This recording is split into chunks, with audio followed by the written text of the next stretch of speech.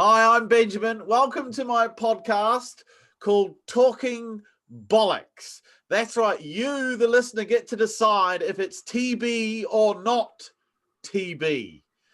And so for my first ever podcast, I am interviewing a gentleman in the United States of America, David Walter, who approached me. He's a sales professional in Texas. And he sent me a copy of his book about cold calling, which I've read, and we've exchanged many messages online, and we've had some good chats. And so he asked me if he could come on my podcast, and I said, I don't have one.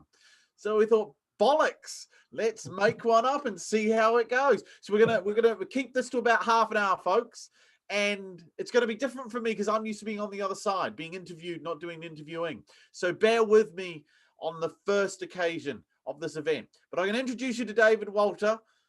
David, thanks for being here today. Hey, I'm calling out to the world on the first UK's most hated sales trainers podcast. Yes. Well, it's going to be world history. World history. It is history. And this could be the last ever episode. We'll find out. So what we're going to do is we're going to talk about anything to do with sales. But obviously, one of the things that people love to talk about the most is prospecting, because prospecting is the bread and butter of a salesman. And prospecting is that bit of the job that even though people lie, everybody actually hates. I'm truthful. I hate telephone prospecting, but I am good at it.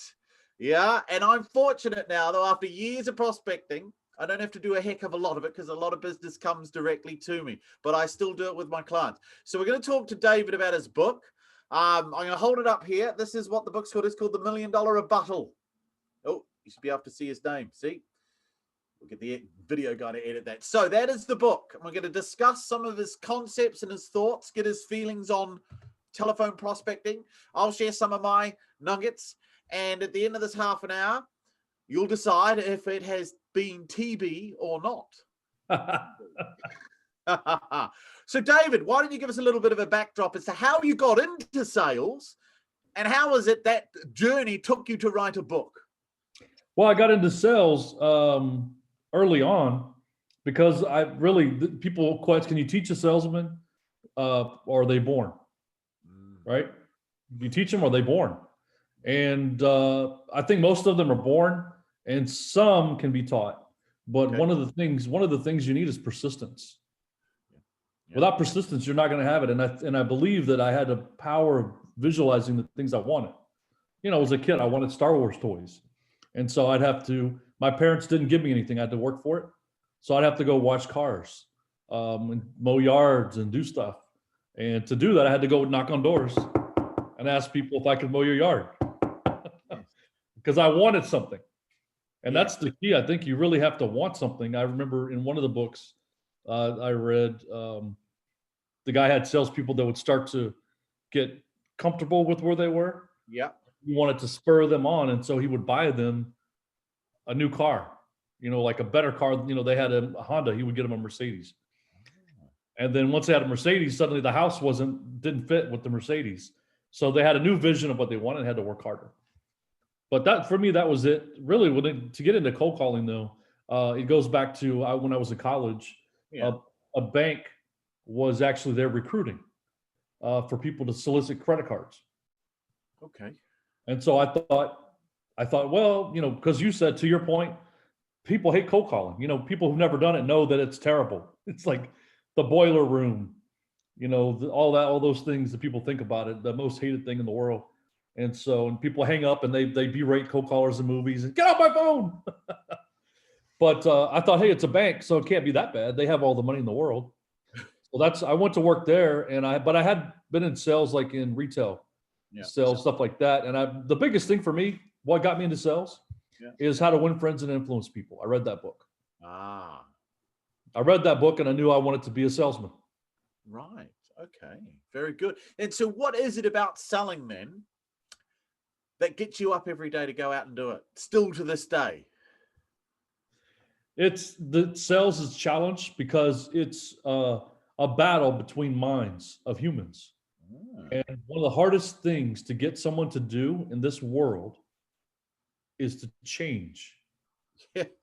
People hate change. They want to keep on autopilot, especially businesses. They're notorious for having old technology that's 10 years old and not changing, old software. They bury their heads in the sand. They're not looking. They're happy with what they have. Yeah. I talk about that in my book. And so the ability early on to persuade somebody through persuasion abilities to change was so powerful when I saw them change. And it gives you that feeling of enjoyment, especially if you come from a place of goodness, where you have researched something and you know for a fact that it's going to help that person. Then you've just helped them change to do a better life, to something that's going to save them money or change their life in some way. So that's what basically I read. I was in school and I read a book. It basically said nothing happens until somebody sells something. Yeah. That's so really sales is what makes the world go round. Without doubt. Exactly. It's funny until that precise moment, I never given any thought to my selling behavior as a child, which is interesting because I never wanted to be a salesman. I qualified as a barrister or an attorney, as you'd say in the United States, and I was going to be a criminal defense lawyer. That was the plan. I never wanted to be a salesman. And but just listening to you, I think back now. As a kid, I was selling all the time, so we'd have to raise money at school, and one of the things we'd sell would be these chocolate bars. And you go door to door selling chocolate bars. And I think they're like $2 a chocolate bar. And I won a prize for selling the most in my class. I won a prize for collecting the most sponsorship money for every year we do what's known as a 40-hour famine. It's where you wouldn't eat anything from 6 o'clock Friday through to lunchtime Sunday. And children would do it. And you could eat barley sugars and drink orange juice. That was the only two things. And that was hard when you're like 12 or 13. And I remember you'd be sponsored, 10 cents an hour, 25 cents an hour. And again, I would go around the whole neighborhood knocking on the door saying, would you sponsor me? Selling the plastic products, plastic lunch bags, all this plastic crap, actually, in hindsight. Door knocking. And it's funny because I had not. It's actually bizarre. In all the years I've been doing what I do, I've never once thought of that. That's interesting you say that, because maybe you're right. Maybe you're right. Maybe you are born to go into. Maybe it's a high tolerance for not caring about what people think of you. And I think that's one of the most important traits of salesmen. Yeah, you got to know they're not rejecting you; they're rejecting the product, not you. Yeah, and that's what makes a successful salesman, is not caring about the outcome. You either sell or you don't sell. What's important is what you do on the way to get that answer. And if you can change and get more of the right answer, then change. And as you said, though, salespeople hate change. Yeah. So I think it was your post. I shared your post about who wants people to change, and then the salespeople all raise their hand, and then the next guy says, "How many salespeople here want to change?" And nobody has their hand up. So we want everyone else to change, but we don't want to change. Well, when I make it a condition when I work with a company. I always set it up like this, and I say, look, we'll do the taster session, and then you ask you guys, and this is how you're going to structure it. Say to them, first of all, do you like Benjamin what he teaches? And if they all say yes, you go, good. Are you willing to implement and start to put into place what it is that he's going to teach us if we work long with him? And they'll all say yes. And if we as a company invest in him, will you be willing to put in the time and the effort to try and make this work? And I go, most will say yes. But this is where you're going to test their mettle. You're then going to say this, okay, but we're only going to do this on one condition: that you help pay towards it out of your own pocket. And then watch all those yeses suddenly go. And what you're doing at that precise moment is you're separating those that desire to be better from those that are committed. And if they all say they don't want to chip in, I ain't going to work with you. 2 reasons. 1, I don't want to work with a bunch of hostages because they're losers. Right. And 2, you're just wasting your money. I would save the money and use it to hire recruitment consultants, fire them, and replace them with people that will invest in themselves. Absolutely. And that's it. Everyone in sales wants to make more money, but very few are willing to do what it takes to get better at making more money. And that goes to the point of one of the things out there that entrepreneurs and businesses struggle with is finding good salespeople. Yes. Like, in fact, there's so many I've met that have given up and they say, I have to do it myself. I can't find a good salesman.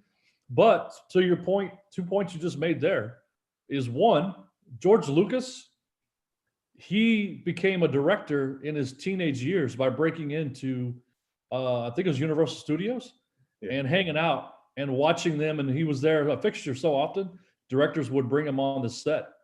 And so he got his 10,000 hours when he was a teenager in directing and never even went to director school. And so sometimes we try to look for the polished off, went to business school, I'm going to be a salesman. Yeah. To your point, you sold candy bars to raise money for funds. I did too. I sold car washing and I sold eggs and landscaping and my brother started a business cleaning houses, and I was a salesman for when I was a kid. So I sold, and of course you got to sell your parents. And that's the thing. Salesmen, you find them, they don't look like a salesman, but if you drill down and say, what have you done and sold anything? And I sold as a kid. They already have their pre-sales. Yeah. That's what you should be looking for. And then of course the other thing is, I tell, to your point, invest in yourself. Salespeople read books. I hire salespeople. My question is, name one book you've read. 90% of them can't name one book, motivational book, sales book that they've read. They can't. Yeah. I'll tell you a better question though, is when they told you they've read one, ask them, okay, now can you tell me exactly what in that book you do every day? Because there's one thing I know about salespeople, they love reading stuff, but they don't do F all that's in them. And have you noticed the new Zoom craze is where everyone has a library behind them and they've posited all the books that they read to look smart? Yeah. I don't have a library. Yeah. I've read a few sales books, but I got good at doing what it said to in them. Yeah. Well, that's what I do. I ask them the few people that tell me they name a book, then I say, tell me one thing you learned from the book. Yeah. And then tell me one thing you applied in the book. Yeah. Good. And I got basically the answer, the people who answer that, we have a salesman here. And the final thing is, tell me a sales story. Right? Have you ever been around a salesman, Benjamin, that didn't have a sales story to tell you? Oh, they got plenty of stories. And if they can't tell stories, they're not a salesman. Boom. Exactly. Very good. Okay, so let's go to the book then. All right. What inspired you to write it? When did you write it? I should know that. No, I don't know when it says printed, but when did you write it? Why did you choose to write it? Who was it targeted at? 2018. Okay. So it's been out for a couple of years. And I wrote the book only after I felt like the message was going to resonate with people. It wasn't until I felt like, there really is an audience for this information. It really can change things, because it changed my life. Yeah. Learning this information and putting it into practice changed my life. And I realized, what? I could make other people's lives so much easier with the information here, can make cold calling easier. They could get 10 times the results for half the effort they put into it, and not bang their head against the wall, basically, with cold calling to get a handful of leads. Yeah. And I owed it to the world to deliver this information. Okay. And if you were talking to a young sales person, I have to say, to be politically correct, if you're talking to a young salesman and first day on the office, well, he's been there a while, but he's got that first day on the phones, let's say. What's the one bit of advice you'd give him based on your book? What's the one thing you'd say to him before he picks up that phone? It doesn't matter if somebody says they're happy with what they have. The whole world is happy with what they have. Don't give up, and don't feel like you hang up the phone and go out there and beat down all these doors and call hundreds of people and try to find the one person that says that they are looking and they have a need. Yeah. That's the biggest advice I could give, because that's the biggest point of my whole book, is that I was in a call center in a big company selling a PEO product like Insperity. I don't, for the English, what does that mean? Well, I don't know what that means. PEO is a professional employer organization. Yeah. They hire your employees and put them in a large group, provide the insurance, the payroll, all that stuff. A lot of companies do that today. It's called employee leasing or professional employer. Yeah. Okay. But 20 years ago, it was the most arcane idea. Yeah. And so people didn't like it. They never heard of it before. They thought it was risky. No, no, no, no, no. And the people had something in place they were already happy with. Yeah. But I started setting 15 appointments a day, every day, and everybody else in the call center set 2 or 3 a day. Okay. The difference was this one thing. They called around to find somebody who was taking a quote on their insurance, shopping, or interested. And people would call me and tell me they're completely happy with what they have. Yeah. That they love the person that does their insurance. They love their agent. They go hunting with their agent. Yeah. And I'd leave and get off the phone and I'd have a solid appointment with that person.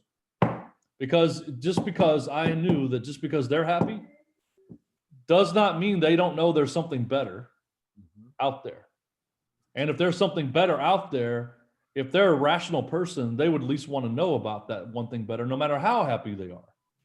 And by approaching them from that standpoint, and putting them at ease, the first thing I just agree, Daniel or Benjamin, I know that you're happy with what you have.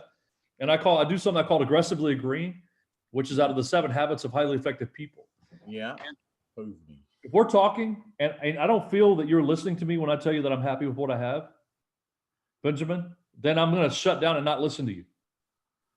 But if I feel you get me, right? Like you feel me, you know that I'm happy, you understand that I'm happy, then I'm opened up to listen to anything you have to say. It's nice. And so by getting it, that's why people go to therapists.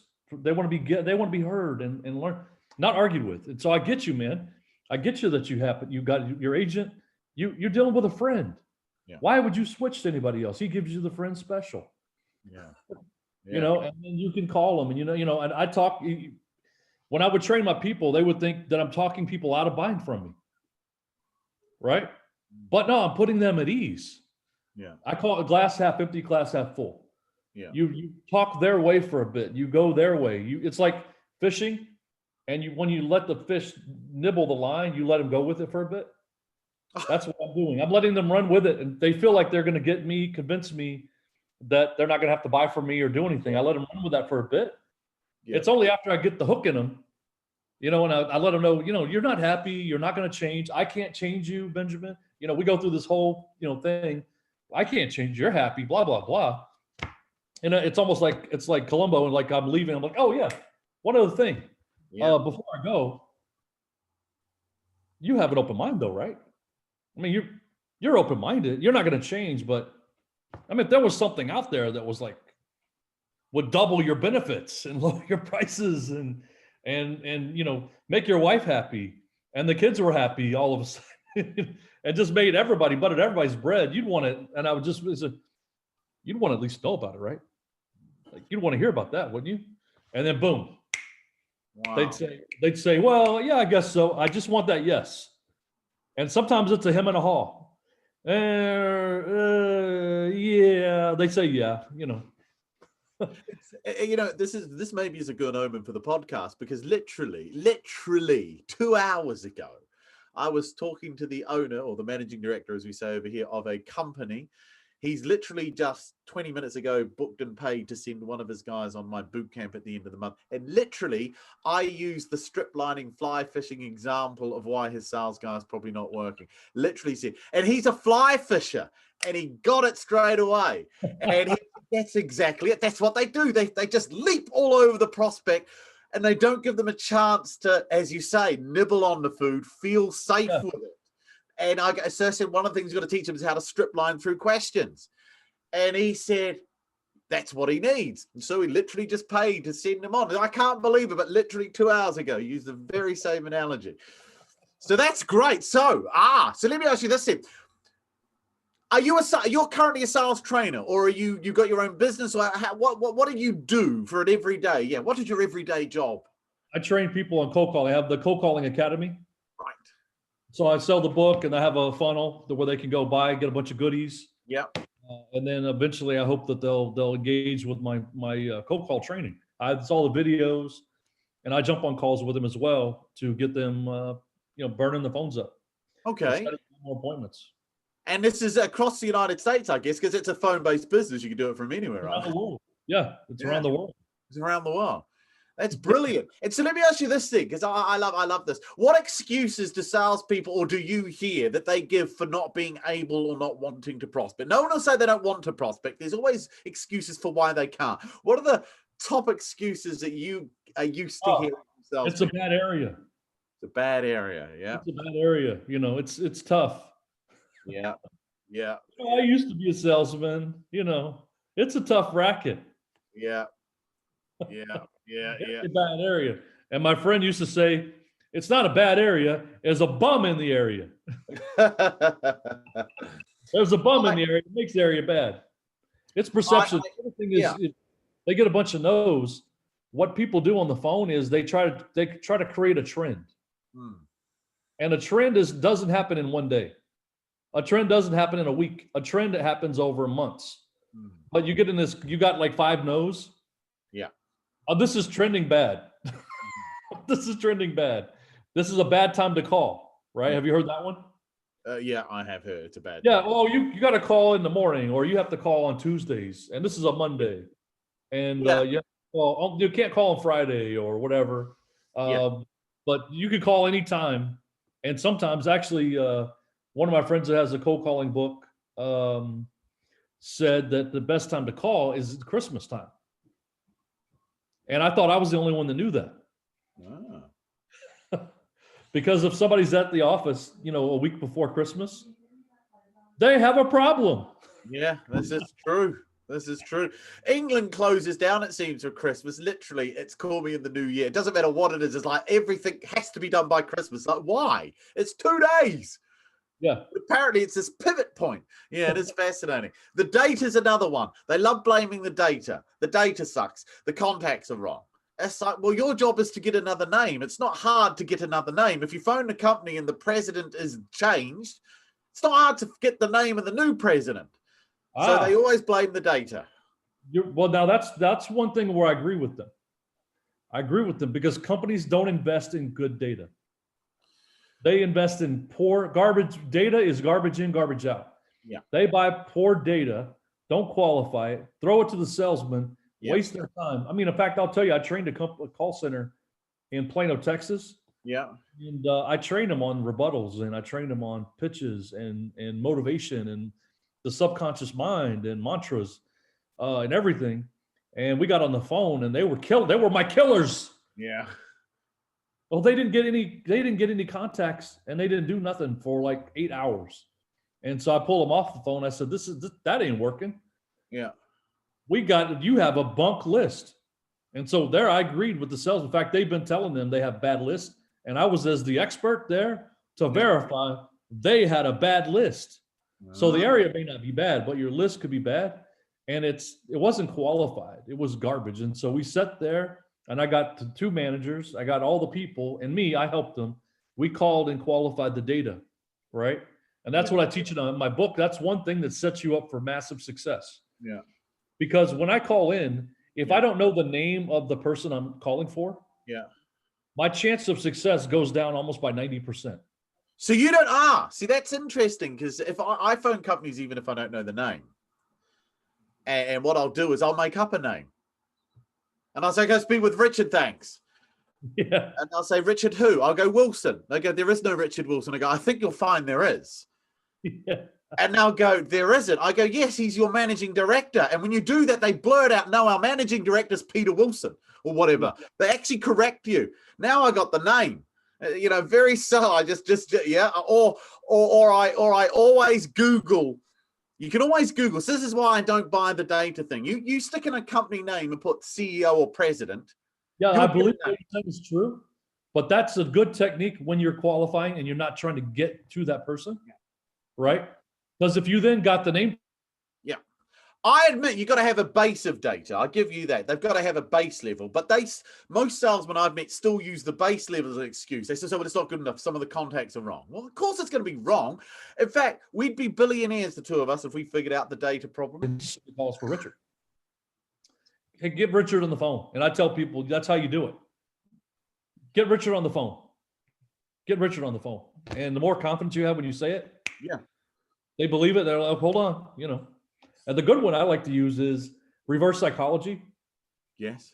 It's it's compactful because if I'd be like, you know what, and they're usually depressed people that are receptionists. They're not very happy. They're not well paid, and they're more of a 9 to 5 clock puncher. And so, I'm like, oh, how's your morning going? They're like, oh, I'm trying to wake up. Yeah, me too. I go down with them. I mirror them. Yeah. Yeah, me too. Yeah. Oh my God. I'm like, hey, you know what? Is Benjamin already gone for the day? Is he playing golf? Yeah. And when I say that, people think I know Richard because he's gone a lot. You're spot on there. Your job as a salesman, particularly when you're cold calling, is to act as if you know the person. And you could spot a salesman because they don't sound like they belong. And that is the key. A salesman should always sound like they belong. I think you're frozen.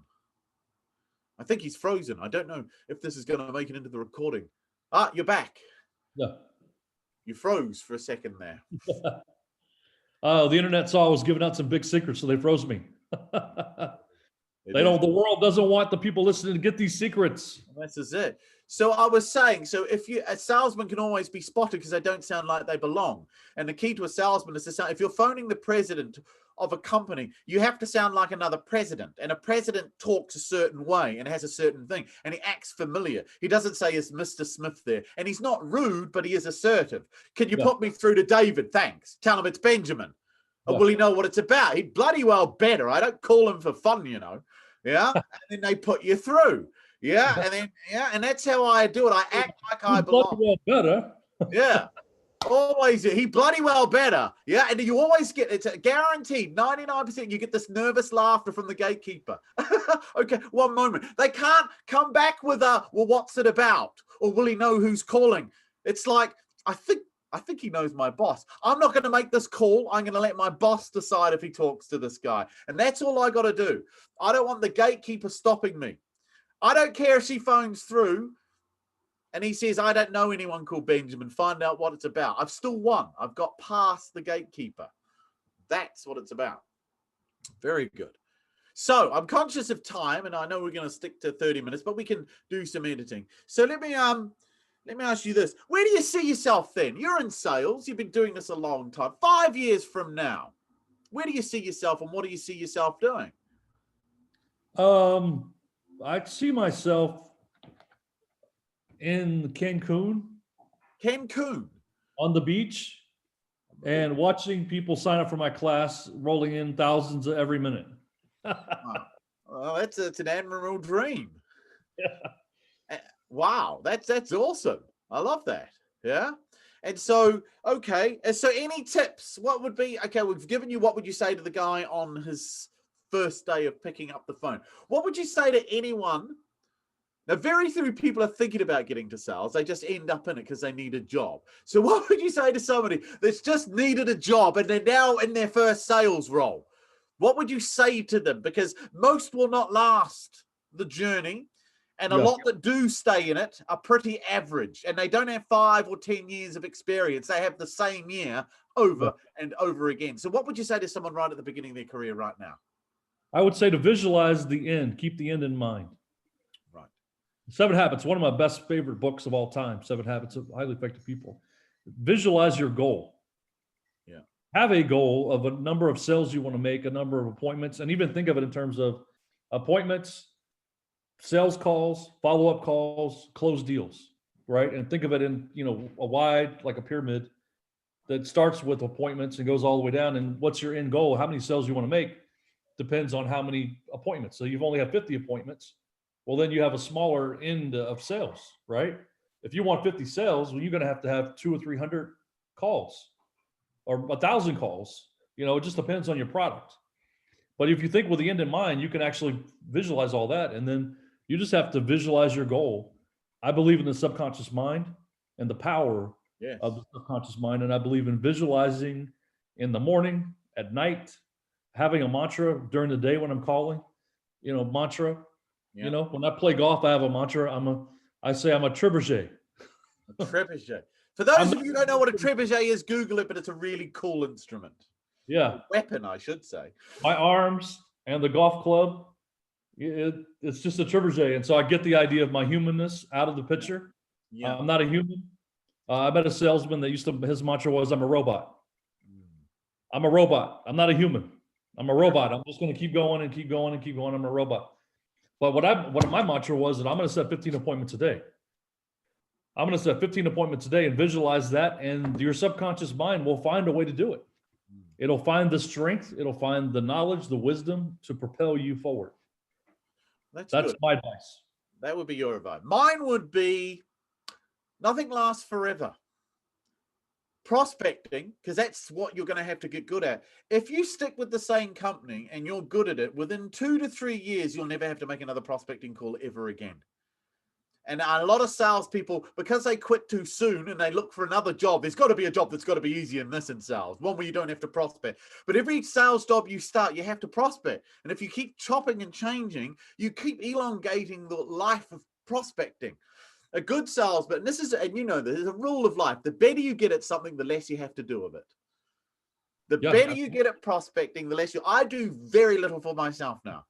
Yeah. But I remember in the early days thinking, when will this end? When will this of me having to get up and do 8:30 to 10 a.m. every morning, trying to get my appointments? When will this end? And it seemed like it never would. But one day you suddenly realize I'm not prospecting and business is still coming in. Yeah. Or you're a trainer now. And you're a trainer. And I still prospect for my clients because I have to keep on the ball. I have to be able to do everything I teach. I'm not an academic teacher. I'm a in the trenches kind of guy. And if I can't do it, I couldn't teach people how to do it. And that's really important to me. Oh, absolutely. But that's the other thing is if you're on the phone right now or you're a salesman, if you apply yourself and you do the things we've talked about here, read constantly new books, apply them, go to podcasts, improve yourself, but then visualize a better life for yourself. There's a career in becoming a sales trainer, writing a book about what you're doing. I never thought when I was sitting there cold calling that I was going to have a book out about it someday, you know, but there could be a career for you of the good life where you're not even having to do that much anymore. All right. You got to believe it. Believe it. Yes, it can be done. So anyway, folks, I'm going to wrap it up there. That has been the first podcast. Give me your feedback. And I know because it's on social media, you're going to be brutally horrible in the feedback because you're always safe behind a keyboard. And if you have an anonymous avatar, you're even braver. But if you got the courage to use your real name, then kudos to you. But to all of those, it's up to you. You have to decide, was what discussed today TB or not TB? That is the question for you. TV. See you in the next episode. Bye, all. Right, I got to stop it. There we go. Oh, no, it's still going.